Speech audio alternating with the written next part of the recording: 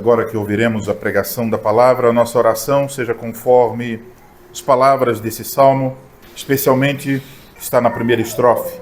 A mim ensina, ó Senhor, meu Deus, sim, o caminho dos teus mandamentos. Nós vamos ouvir então a pregação da palavra do Senhor. Estamos na série de exposições na primeira carta do apóstolo João. O texto da pregação desta manhã, o capítulo 2, versículos 22 e 23. Mas nós vamos iniciar a nossa leitura a partir do versículo 18. Filhinhos, já é a última hora, e como ouvistes que vem o anticristo, também agora muitos anticristos têm surgido, pelo que conhecemos que é a última hora. Eles saíram do nosso meio, entretanto, não eram dos nossos. Porque se tivessem sido dos nossos, teriam permanecido conosco. Todavia, eles se foram para que ficasse manifesto que nenhum deles é dos nossos. E vós possuís unção que vem do Santo, e todos tendes conhecimento. Não vos escrevi porque não saibais a verdade, antes porque a sabeis e porque mentira alguma jamais procede da verdade. Agora o texto da pregação. Quem é o mentiroso, senão aquele que nega que Jesus é o Cristo? Este é o anticristo, o que nega o Pai e o Filho. Todo aquele que nega o Filho, esse não tem o Pai. Aquele que confessa o Filho, tem igualmente o Pai. Até aí a leitura da palavra do Senhor. Vamos orar, irmãos.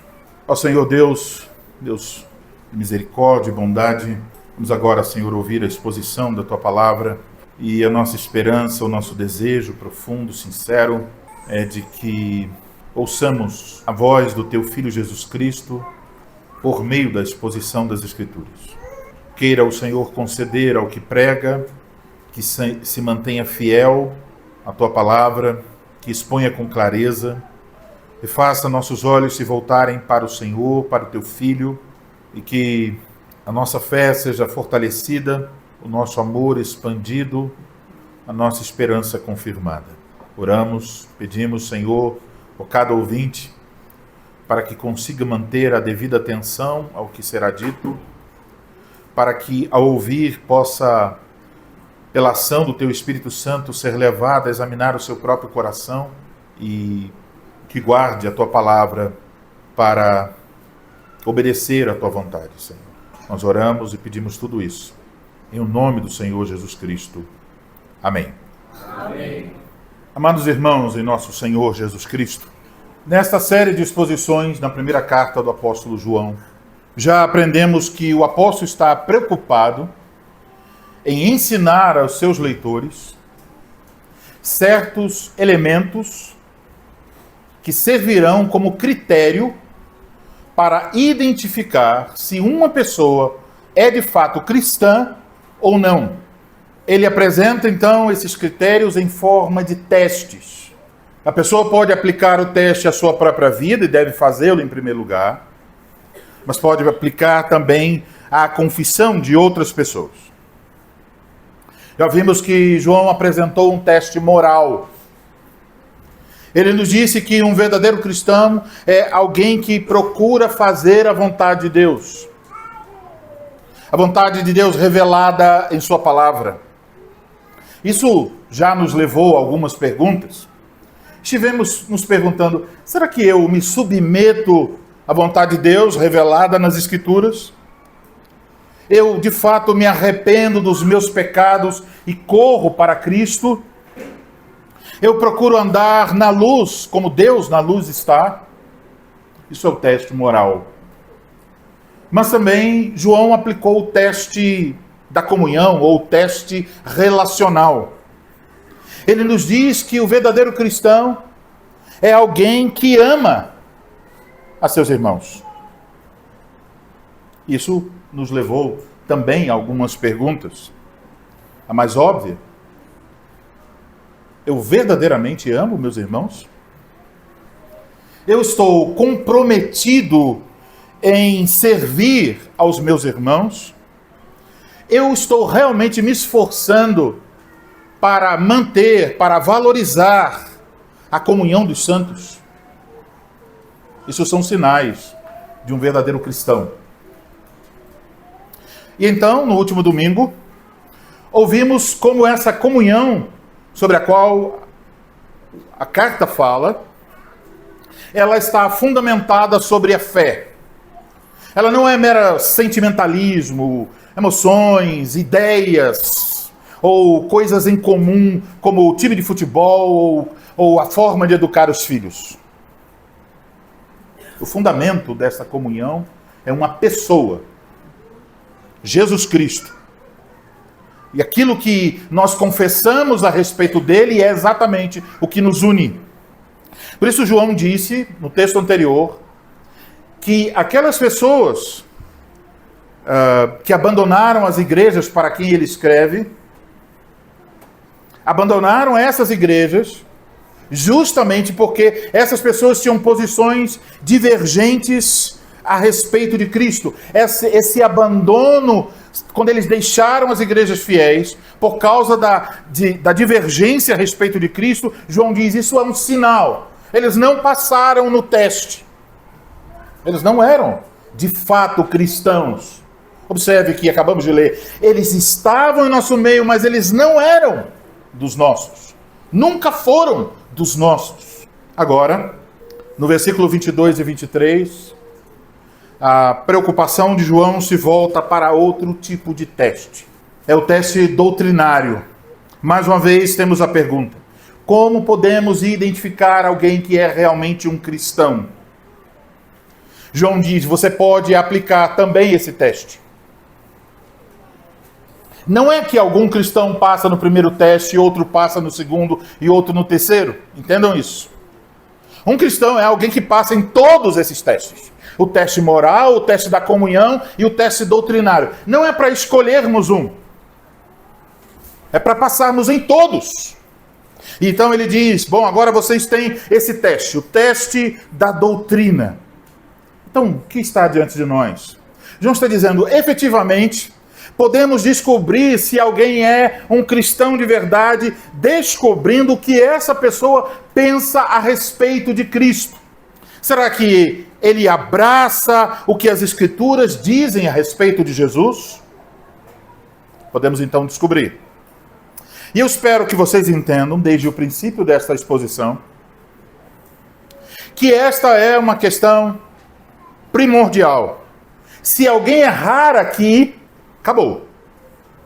Não tem condições de ter comunhão, porque o fundamento da comunhão é Cristo.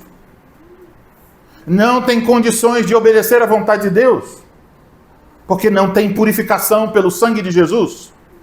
Então, se uma pessoa não passa nesse teste de ter a sua fé alinhada com o que Deus diz a respeito de Jesus, tal pessoa pode declarar-se cristã, pode frequentar uma igreja cristã, pode ouvir músicas cristãs, pode colocar um adesivo no seu carro com o título Jesus é maravilhoso. Mas a religião dessa pessoa será uma mera ilusão. Ela não está salva enquanto sua fé não está de acordo com o Evangelho. Portanto, como podemos sentir desde o princípio, um assunto muito sério. O teste aqui serve não só para que você examine sua vida e possa ter a segurança de sua fé e de sua salvação em Cristo, mas também serve para que você tenha discernimento, para que você seja capaz de identificar falsos irmãos e falsos pastores. É por isso, então, que eu vos anuncio a palavra de Deus nessa manhã sob o seguinte tema: o teste doutrinário. Quem é Jesus? Isso é o tema. O teste doutrinário. Quem é Jesus? E veremos 2 pontos. Primeiro, a negação de Jesus, o Cristo tal como apresentado nas Escrituras, é uma das marcas da falsa pregação. Versículo 22. Segundo ponto, A negação de Cristo, de Jesus o Cristo, tal como apresentado nas Escrituras, tem consequências eternas. Então vamos ver esses dois pontos. Em primeiro lugar, a negação de Jesus o Cristo, tal como apresentado nas Escrituras, é uma das marcas da falsa pregação. Antes de adentrarmos propriamente no versículo 22, eu quero encorajar vocês a percebermos, identificarmos o assunto que nós temos aqui nesses dois versículos de uma forma geral, mais ampla. Nesses dois versículos, João nos apresenta 4 afirmações. Fique com sua Bíblia aberta, observe aí. Em 2 versículos, 4 afirmações. Podemos encontrar uma certa lógica nessas 4 afirmações. Veja em sua Bíblia.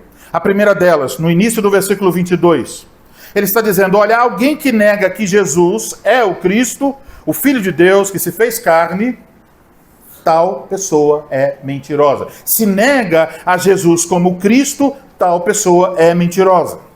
Isso é a primeira afirmação. A segunda afirmação, final do versículo 22. É que tal pessoa que nega que Jesus é o Cristo, Filho de Deus, que se fez carne, essa pessoa, ao negar a Jesus, também está negando o Pai. Então, nega o Pai quanto nega o Filho. Não há como separar. A terceira afirmação está no versículo 23. É que se uma pessoa nega a Jesus, tal como apresentado nas Escrituras, essa pessoa não tem o Pai, não pode ter um relacionamento com Deus. Continue seus pecados, está perdido e sem salvação. Apesar de essa pessoa poder fazer muitas declarações a respeito de Deus. Mas sem Jesus, não tem relacionamento com o Pai. A quarta afirmação, final do versículo 23, ele apresenta o lado positivo de tudo isso. Ele diz, bom, quem confessa a Jesus, o Filho de Deus, tem o Pai e o Filho. Tem um relacionamento com Deus. Portanto, como vocês podem observar, João está expondo com mais clareza a razão porque aquelas pessoas, sobre quem ouvimos no último domingo, que deixaram aquelas igrejas da Ásia para quem João escreve, a razão porque essas pessoas abandonaram a igreja. Não foi porque a cortina era vermelha e eles preferiam azul. Não foi porque não tinha uma bateria. O abandono foi por causa da divergência em relação a quem Jesus Cristo é. A igreja, para quem João escreve, estava seguindo o ensino dos apóstolos e dizendo algo a respeito de Jesus. Mas alguns falsos mestres se levantaram, alguns seguidores desses mestres, e eles disseram, não é bem assim, é outra coisa. E eles saíram, eles se separaram, eles deixaram aquelas igrejas. Eles discordaram do ensino apostólico bíblico a respeito de quem é Jesus. Então, aqui no versículo 22, a preocupação de João é mostrar que negar este ensino apostólico, bíblico, a respeito de Jesus, é negar o próprio Jesus. Ele quer mostrar que tal negação é uma marca, uma evidência, um sinal da falsa pregação, do falso ensino, do falso evangelho. Basicamente, João está dizendo algo muito parecido com isso que eu vou dizer agora.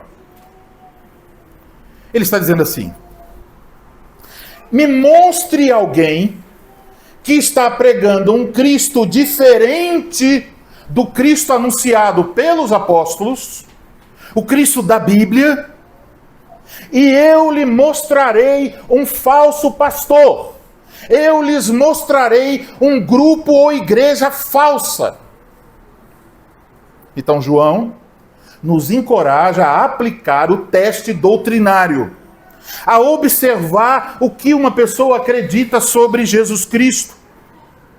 Esse teste é possível, esse teste é necessário, porque mais cedo ou mais tarde, os falsos pastores, os falsos mestres, sempre vão distorcer algo a respeito do que a Bíblia ensina sobre Jesus.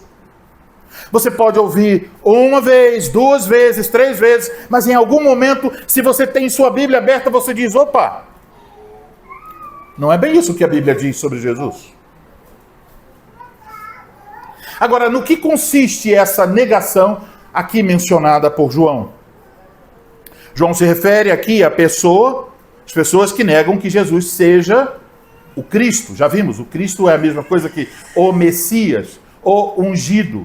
Sabemos, Jesus foi ungido para os 3 ofícios, profeta, sumo sacerdote e rei. Então é aquele que foi esperado por todo o Antigo Testamento, o que viria da casa de Davi, o Messias, o ungido. Então ele está mencionando que essas pessoas negavam que Jesus fosse o Cristo. Mas não se trata aqui de uma negação fora da igreja. Não é uma negação dos judeus que não acreditam em Jesus.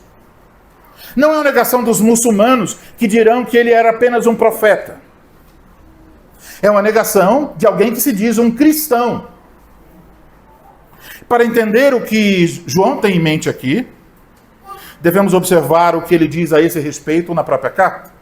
Eu convido você a abrir em 1 João 4, versículos 1 a 3. Vamos ler juntos. 1 João 4, 1 a 3. Amados, não deis crédito a qualquer espírito. Antes, provai os espíritos, se procedem de Deus.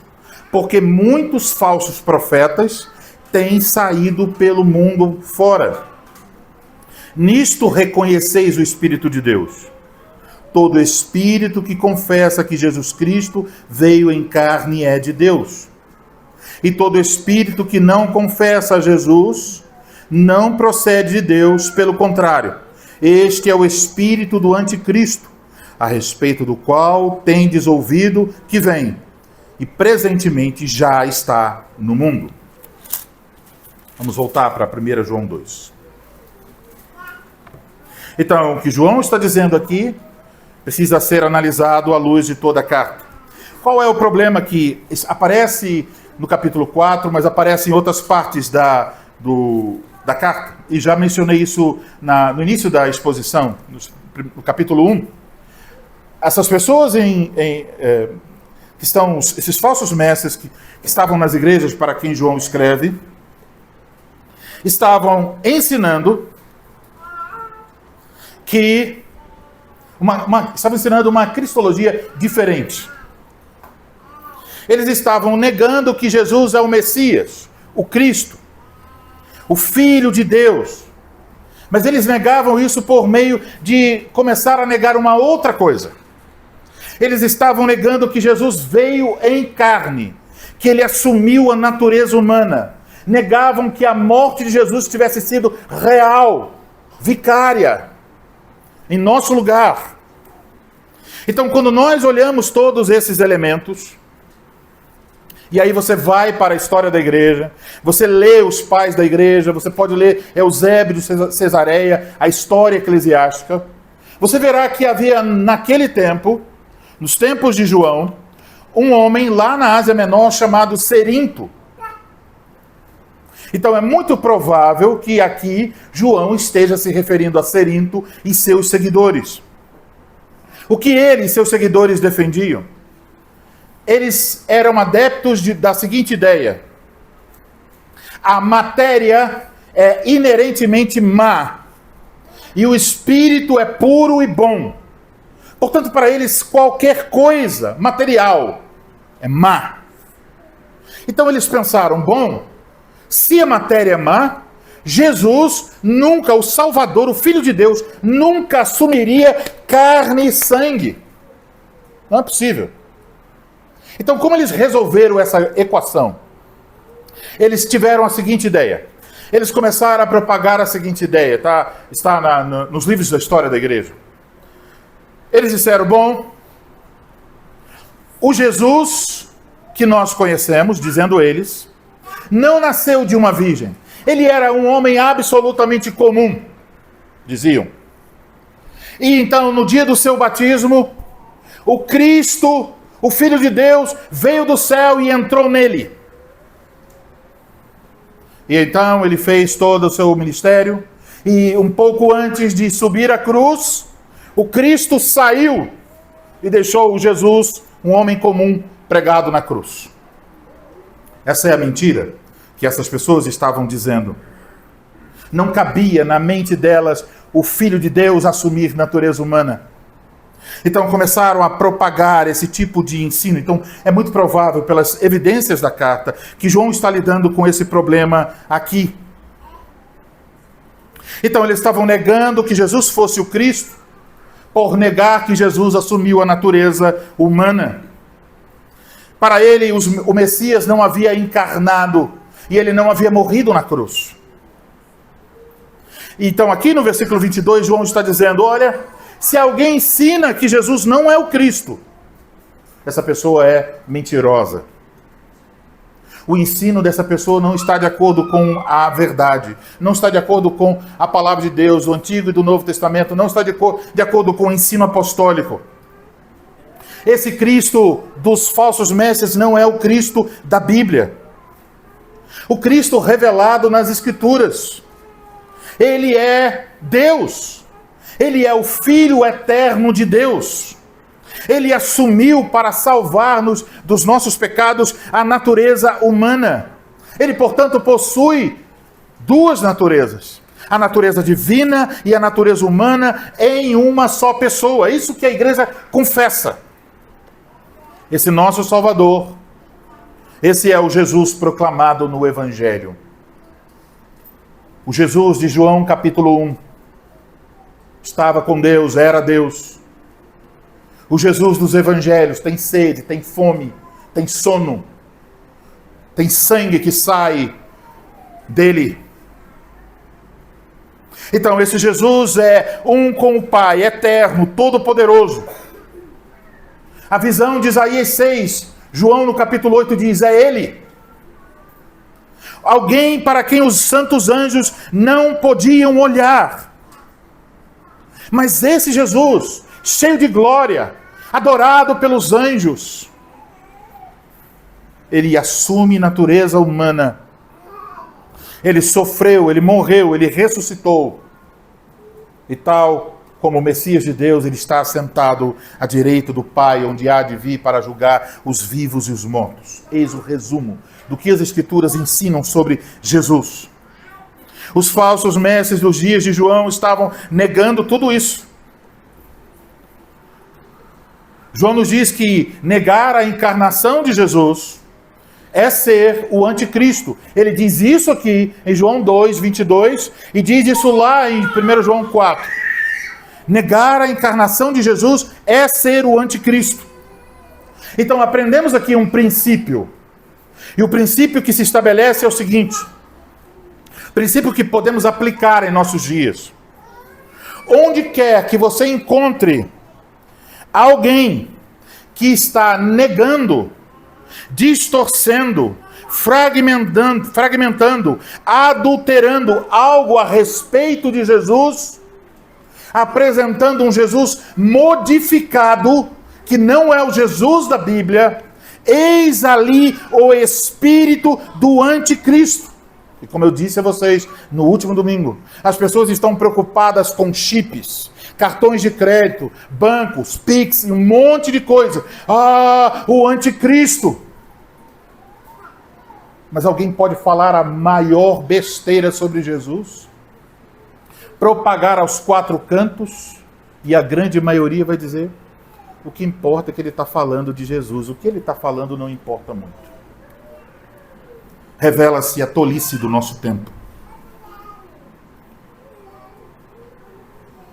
Portanto, um pastor pode parecer um homem eloquente, pode ser um homem extremamente carismático que conquista o coração das pessoas, pode dizer que ele é cheio do Espírito Santo, Mas se ele não ensina o que a Bíblia ensina sobre Jesus, ele é o anticristo. É isso que João está dizendo. Não escolhemos. Não é pela invenção, pela imaginação, pela capacidade das pessoas, do pastor, do pregador. É a revelação de Deus, o que Deus diz por meio da sua palavra. Então, alguém assim é um mentiroso. É o anticristo, nega o Pai, nega o Filho, nega também o Pai. Então, por mais que alguém assim possa dizer, eu acredito em Jesus, mas agora revela-se que essa crença falsa num falso Cristo tem um impacto sobre a sua relação com Deus. Isso quer dizer, meus irmãos, que é muito, muito, muito importante discernir o que você está ouvindo. Você não pode acreditar porque o pastor está com uma gravata azul bonitinha. Você não pode acreditar simplesmente porque ele vai à sua casa e toma água com gás com você. Não é confiável nenhum homem. A não ser que ele esteja falando exatamente o que Deus revelou em sua palavra a respeito de Jesus Cristo. Você precisa ter certeza disso. De que aquilo que você está ouvindo procede do Evangelho de Jesus Cristo. Que não é a impressão, que não é o sentimento, que não são as ideias, a imaginação, mas que vem da palavra de Deus. Então aqui é preciso sabedoria. Porque muitas vezes a falsa pregação não se apresenta por meio de afirmações claramente contrárias às Escrituras. É certo que algumas vezes isso acontece, como no caso aqui dos falsos mestres do tempo de João. Mas vocês devem lembrar, o diabo é astuto desde a primeira vez em que ele aparece falando pela boca da serpente. A sua audácia e astúcia estão presentes. Ele continua assim. Às vezes, e eu diria muitas vezes, a falsa pregação ela é extremamente sutil. Não é que diz assim, Jesus não é Deus. Mas é que oculta certos aspectos da verdade, apresenta fragmentos. Se alguém pegasse um jogo, crianças, vocês já jogaram um quebra-cabeças com 1000 peças? Imagine. Então você tem 1000 peças de um quebra-cabeça. E se eu chegasse aqui, crianças, e desse a você uma dessas peças e dissesse, o quebra-cabeças é sobre o quê? Você vê só uma pecinha. Você tem a impressão que sabe alguma coisa sobre a imagem do quebra-cabeças. E você diz, olha, eu estou vendo azul. É uma paisagem com um lindo céu azul. E de repente nós montamos o quebra-cabeça e você descobre que o azul era o azul dos olhos de uma moça. Você errou feio. Então receber um pedacinho de Cristo é perigoso. Então, por vezes, a pregação falsa distorce, adultera, fragmenta, oculta e dá à pessoa que ouve uma compreensão que não é completa, que não é verdadeira sobre Jesus Cristo. Então nós devemos estar atentos ao espírito do anticristo em nosso meio. João disse há quase 2000 anos, está agora aí. E vocês acham que já foi embora? Ou será que aumentou? Percebam, irmãos, o que nós acreditamos sobre Jesus é muito importante. Promove uma diferença entre na eternidade estar com Deus ou longe de Deus. Sua afirmação doutrinária a respeito de Jesus está no centro do que significa ser um cristão. Se você erra aí, você não é um cristão. Portanto, uma das primeiras perguntas que vocês precisam fazer é: eu creio e amo a Jesus tal como ele é ensinado nas Sagradas Escrituras? A sua confiança em Jesus é tal como ele está no Evangelho? Ou será que a sua confiança está num Cristo fruto da sua imaginação, dos seus sentimentos? E esse é um assunto sério por demais para que você se permita ser enganado. O que João está dizendo aqui e colocando diante de nós esse teste doutrinário, ele efetivamente é um assunto que vai na contramão do nosso tempo, da nossa cultura. Você ouvirá muitas pessoas dizendo que são evangélicas, pastores. Eles dirão: olha, a doutrina não é importante. A doutrina é problemática, ela nos separa.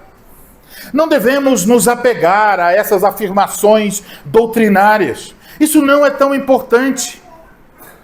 O importante é ter Jesus no coração, eles dizem. E assim, cada um tem no coração o Jesus que quer. Até você ouvirá alguns dizendo: nenhum credo, apenas Cristo. Mas essa é uma palavra tola. Porque se você disser assim: eu não tenho nenhum credo, eu tenho apenas Jesus, eu perguntarei: o que você crê sobre Jesus? Quando você responder, você acabou de formular um credo. Seu credo está lá. Então, a questão não é se você tem um credo ou não, você tem. A questão é se seu credo é bíblico ou não. Se ele está fundamentado na verdade ou nas suas emoções. Pense assim: se nós dissermos, não importa o que eu creio a respeito de Jesus, desde que eu tenha Jesus no coração, eu perguntaria a você: qual Jesus você quer ter no coração? O Jesus dos judeus messiânicos ou dos muçulmanos? O Jesus dos testemunhas de Jeová? Dos adventistas? O Cristo dos adventistas? O Cristo do espiritismo?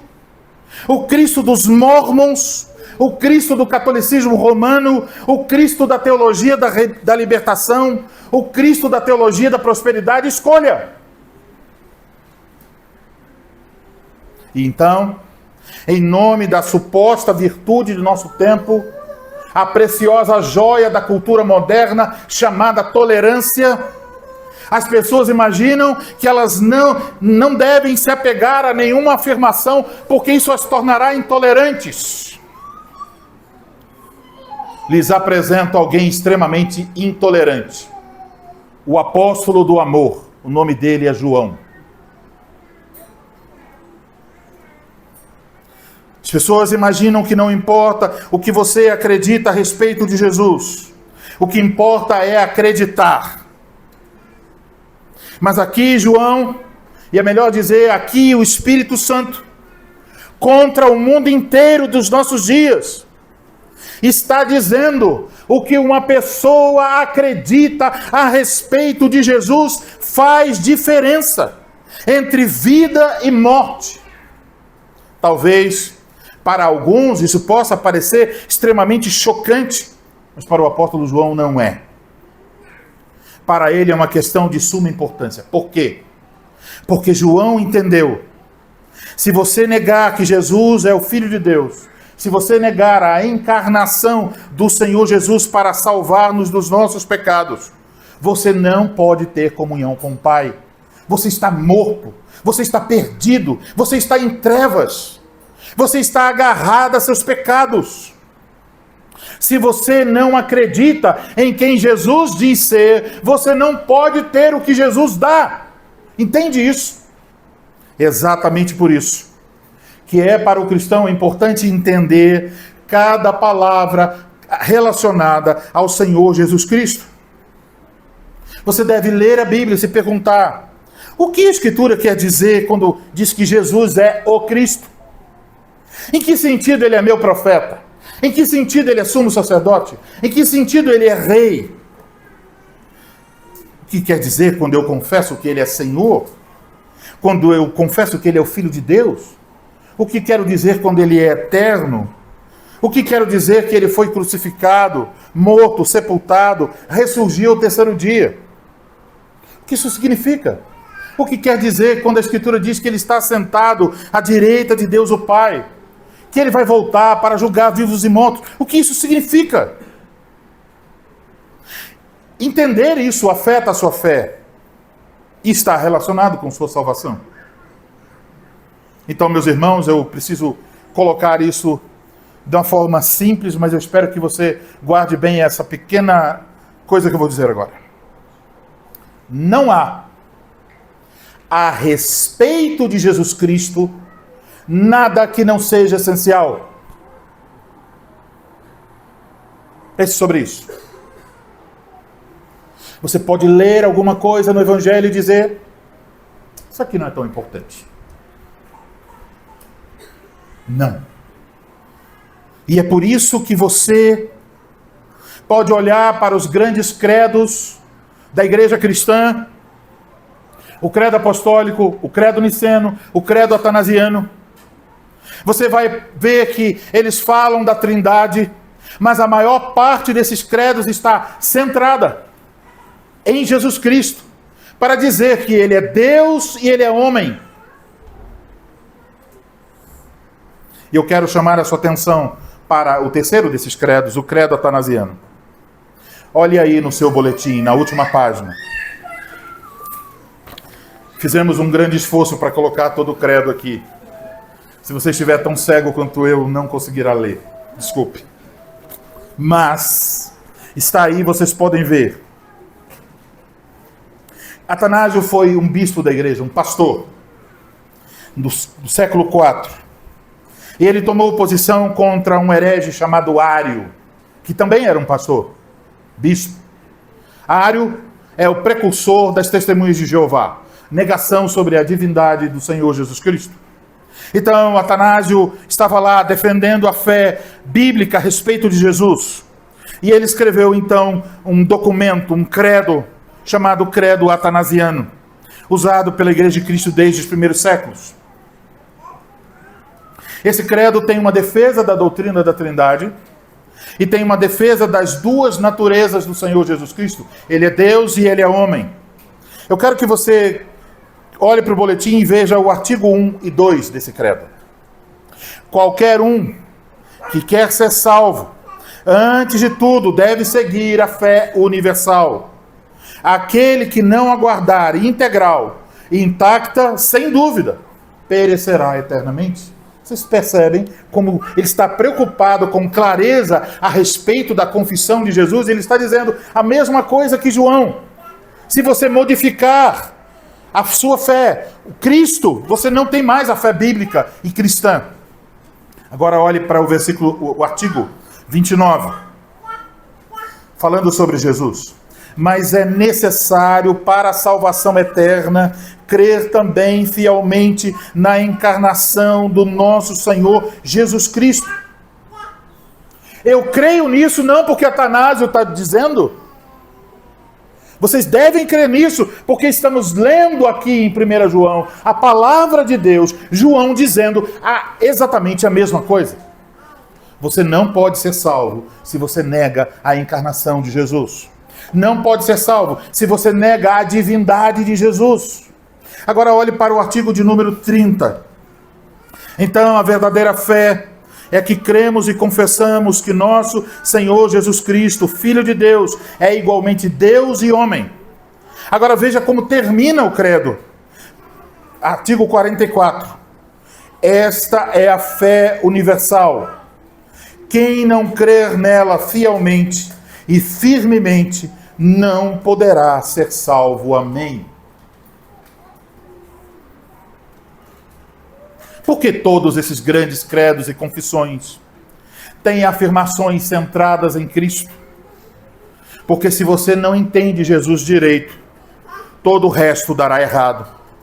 O que você acredita sobre Jesus tem consequências eternas. Isso nos leva ao nosso segundo ponto. Versículo 23. A negação de Cristo, tal como apresentada nas Escrituras, tem consequências eternas. Então, o versículo 22 nos diz que os falsos mestres negam a Jesus Cristo. Isso revela que são mentirosos, que são o anticristo. Agora o versículo 23 nos diz, e daí? João diz, bom, isso tem consequências eternas. Negar o ensino bíblico sobre Jesus é abraçar uma fé em um Cristo fragmentado, adulterado, modificado ao gosto do tempo, da cultura, da imaginação humana. Um Cristo tolerante, um Cristo ideológico, um Cristo fragilizado, um Cristo criado pela imaginação humana. Quem abraça esse Cristo, abraça um desastre espiritual. João nos diz, todo aquele que nega o Filho, esse não tem o Pai. Você não pode ter um relacionamento com Deus, o Pai Celestial, sem acreditar no que Ele diz sobre Jesus. Você não pode ter paz com Deus. Você não pode ter comunhão com Deus. Se você não crê no testemunho do Pai, na Bíblia, no Novo Testamento, no Antigo Testamento, a respeito do Filho. O que o próprio Jesus disse, ninguém vem ao Pai senão por mim. Em outras palavras, negar a Jesus, o Jesus das Escrituras, é negar o Deus das Escrituras, o Pai Celestial, que revelou seu Filho para a nossa salvação.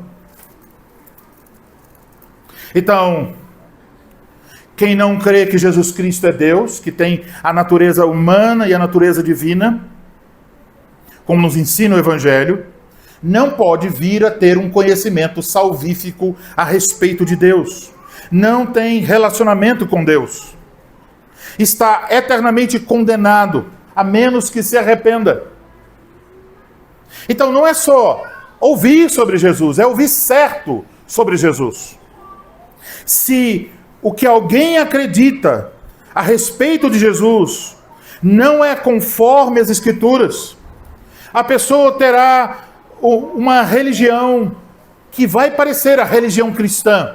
Ela pode ter uma Bíblia debaixo do braço, pode usar uma gravata, pode estar em alguma reunião que pareça culto,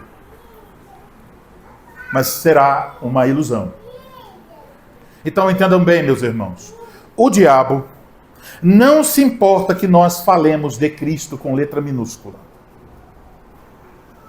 que nós preguemos a Cristo, que cantemos a respeito dele, desde que não seja exatamente o Cristo da Bíblia. Que seja um Cristo modificado. Por isso o diabo se empenha tanto. Note, se você estudar a história da igreja,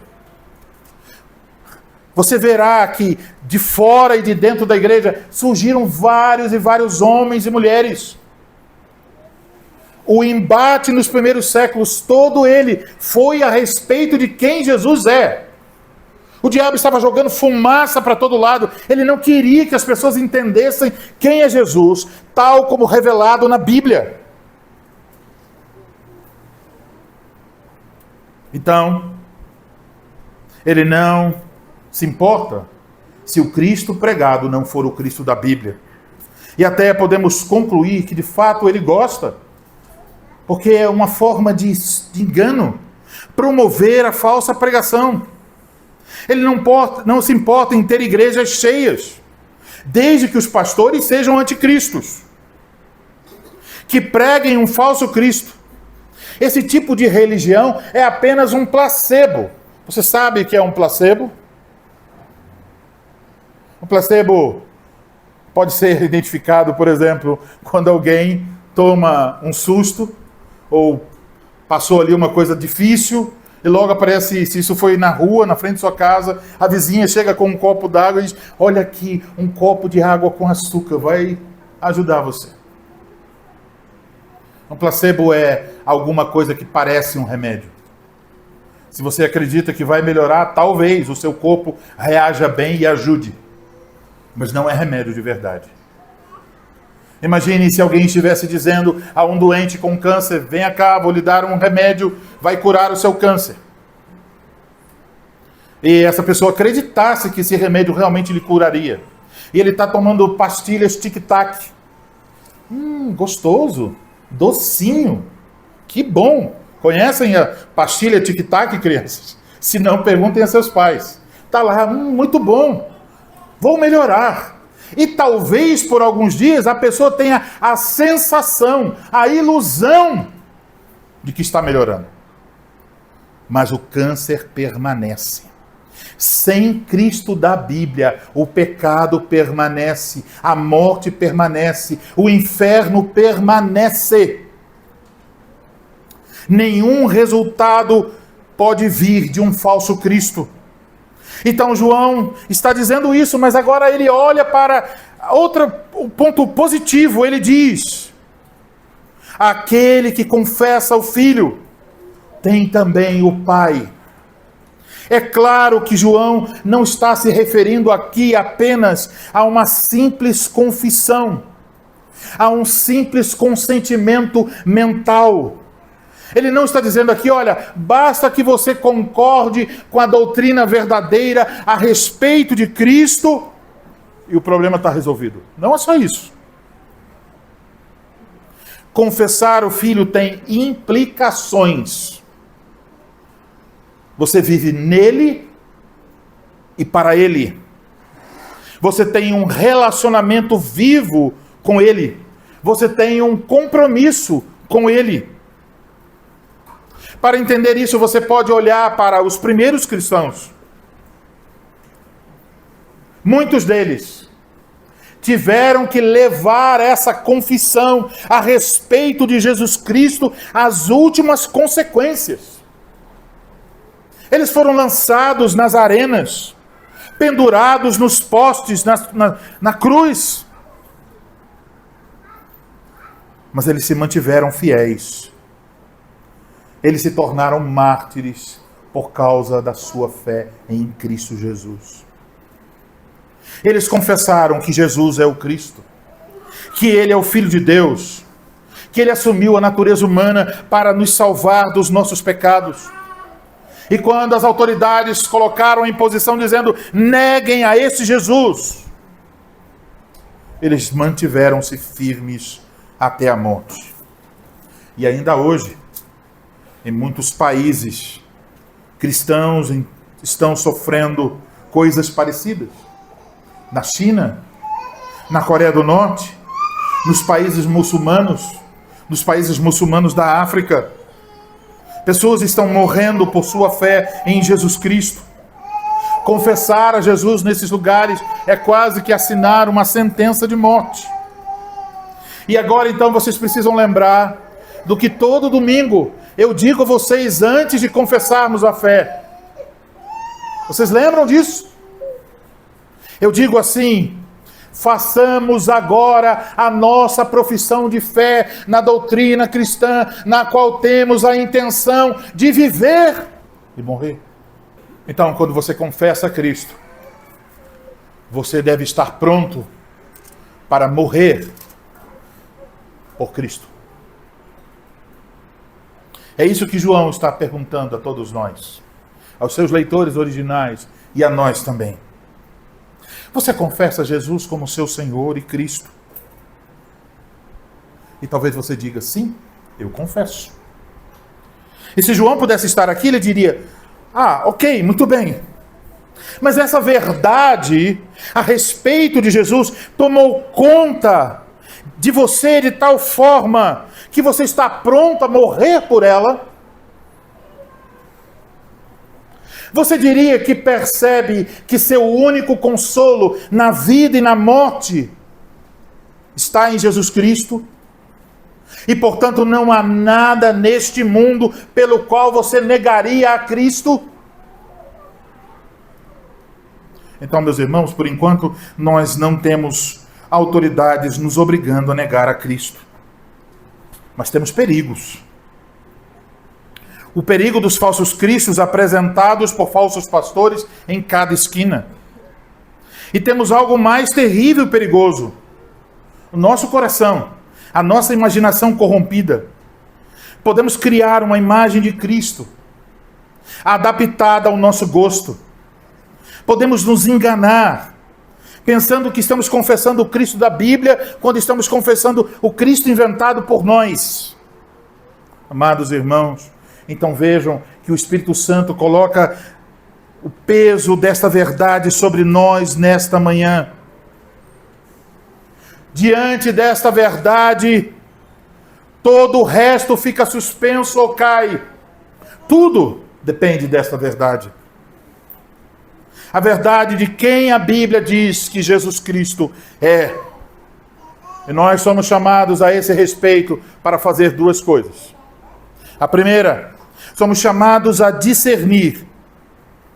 Então você precisa ter certeza de que você conhece, de que você crê, de que você ama a Jesus revelado conforme o Antigo e o Novo Testamento, o Cristo pregado pelos apóstolos.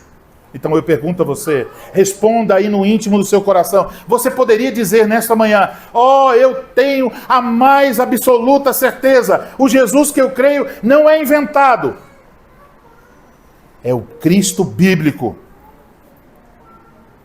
Você realmente conhece a Jesus, o Cristo? Você confia nele, você o ama? Ele é o centro de sua vida?